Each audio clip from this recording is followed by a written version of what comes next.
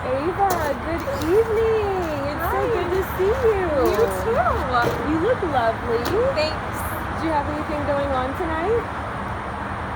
Had to pick someone up and I waited for an hour. Oh my, that's the worst. You just have to wait on someone when you thought they would be ready. I've been there and done that.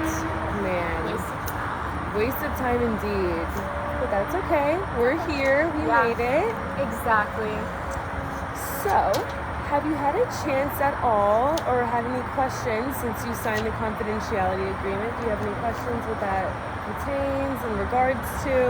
No, I'm good. You're good? Okay, awesome. Well, as I was just kind of getting to know you a little bit, I was just reading a little about you.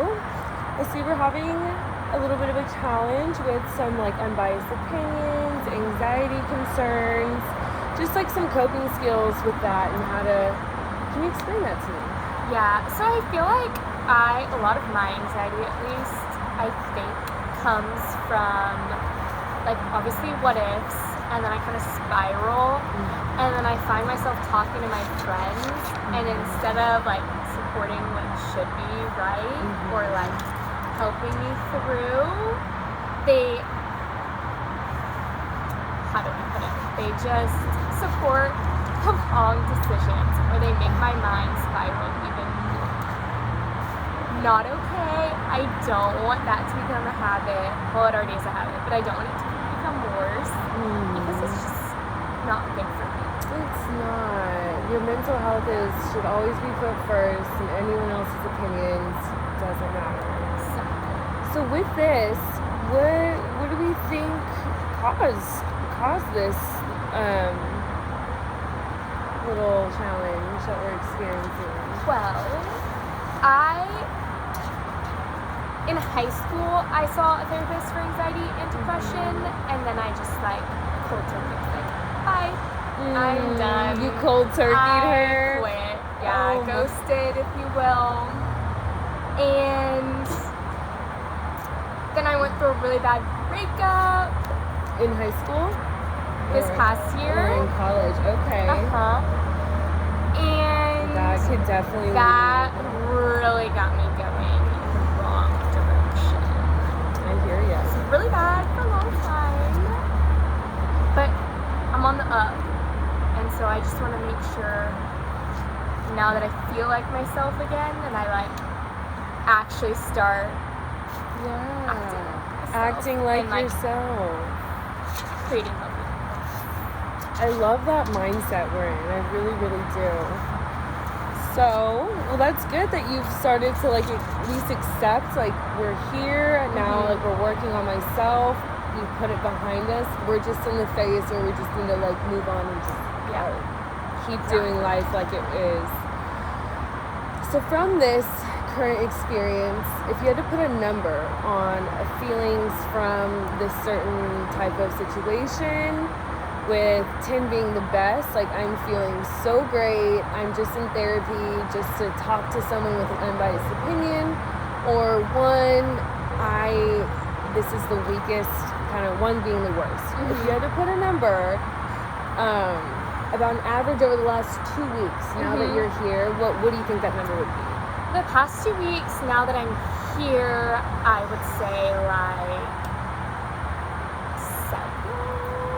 6 or 7. 6 or 7. Yeah. Okay. I love that number. It's great. Could be better.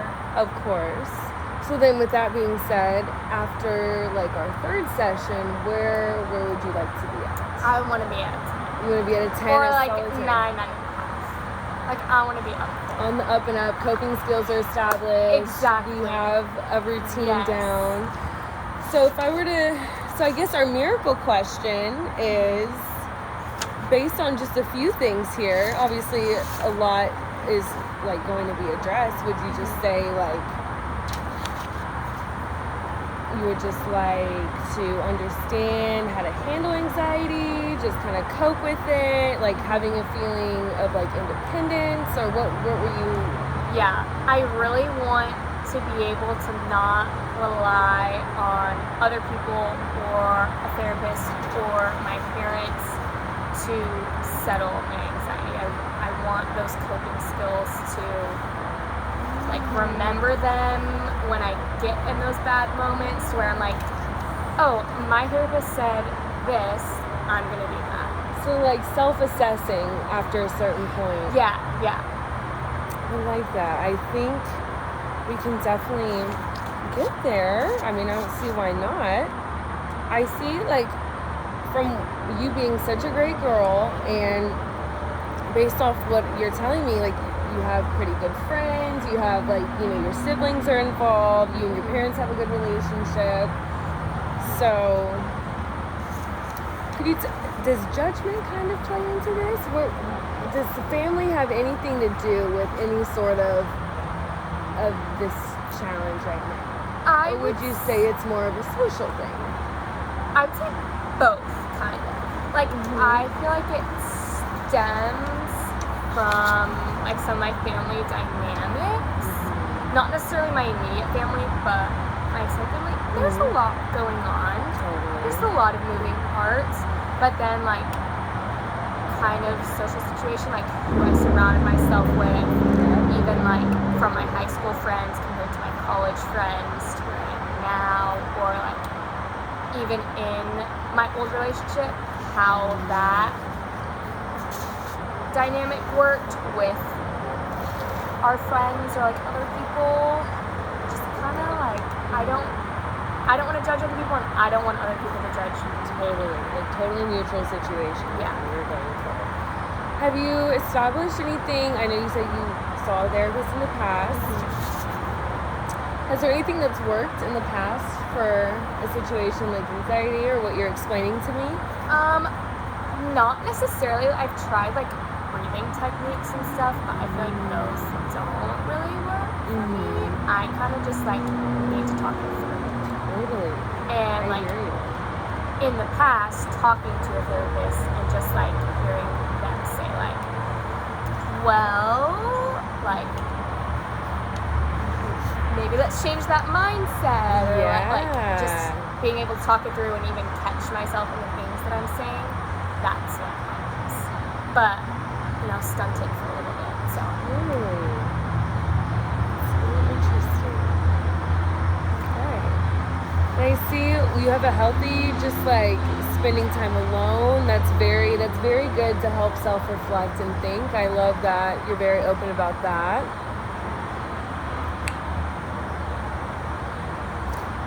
Based on what I'm hearing, I feel like you thinking you're responsible for the way others feel is that I love that you are open to saying that, because having an unbiased opinion to vent and talk that through is helpful. It is helpful. Yeah, for sure. I definitely give others a little too much love, maybe.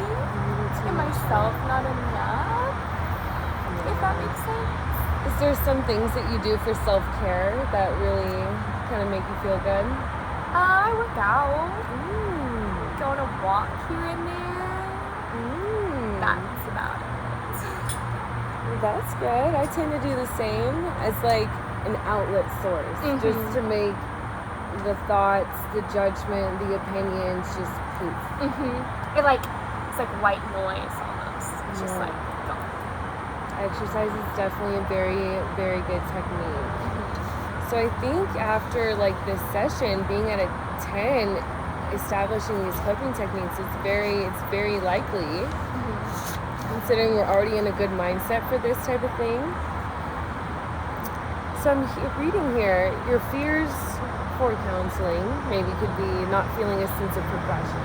So can you tell me a little bit about that? I just don't want to feel like, not stuck, but that I'm doing so much work, or like I'm talking about so many things and then like kind of feeling the same. Or like that it's just like moving really slow. But then obviously like I can't force myself to go faster than like my own mind lets me. Of course. But I just don't want to go all the way through it and then be like, so why did I do that? If it didn't help me. I understand. So it seems like this breakup was a very big part of having some self-realization and getting on the right track to being on a steadfast mindset. Could you tell me a little bit about that relationship and how that kind of caused a little bit of this anxiety that we're feeling, or maybe unprocessed feelings? Yeah. So it was just like, it was my first relationship, my first love, if you will. And I just like, not lost myself, but like, okay, yeah, I lost myself.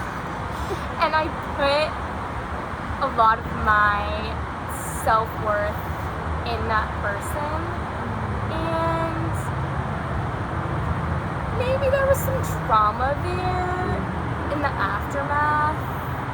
Like, whereas if I had just let it go, I feel like it wouldn't have been so hard on me. But like, let it go in the sense of like, you should have stepped away sooner, you should have realized, maybe like, stepped away when it was first pumped. Like, this is a breakup, I should have stepped away instead of like fighting so hard to make it work when it clearly was not working.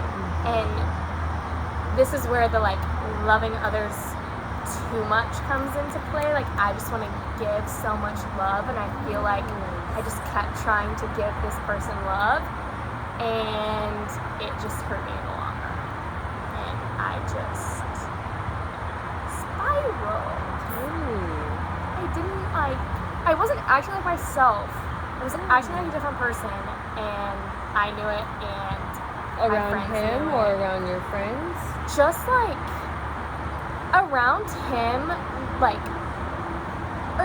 like I would say, like, in the breakup, like when we would have conversations, the things I would say, or like my tone, like how I was acting, was not how, like, not something I'm proud of, not how I would have normally acted. Not part of like an upbringing. Yeah, and I feel like I was just blinded by everything that was happening, and I don't want to lose myself in that. I think all of these feelings are totally valid, and having so much love to give maybe can seem like a con to a personality trait, but I think that's one of the biggest pluses that I've ever noticed in a person. I think that it's just so special to have. So the judgment or unbiased opinions, like, having too much love to give, there's nothing wrong with that. But it being your first relationship and like it being like the first love is very special. It's very big and memorable. I mean, so I hear you. Yeah. I see why, like, you know, This is a lot. it's a lot. This is a college relationship. It was like my whole college experience. Really. Second semester, freshman year, to second semester of my senior year. And I see that you're a recent Texas Tech grad. Yes. Reckham Raiders. Reckham. So he was a big part of it, but that's also a very good self-realization post-grad too. You're like, that's what I've been through, that's what I did, and now we can move on. And I wouldn't even think that would be because y'all obviously had good times together, so those are very like special moments you'll hold close. Yeah, it was hard for a little. Like, I thought maybe I like wasted my college experience, or not even that it was a waste of time, but I just like felt so sad that was my college experience and then it was just gone.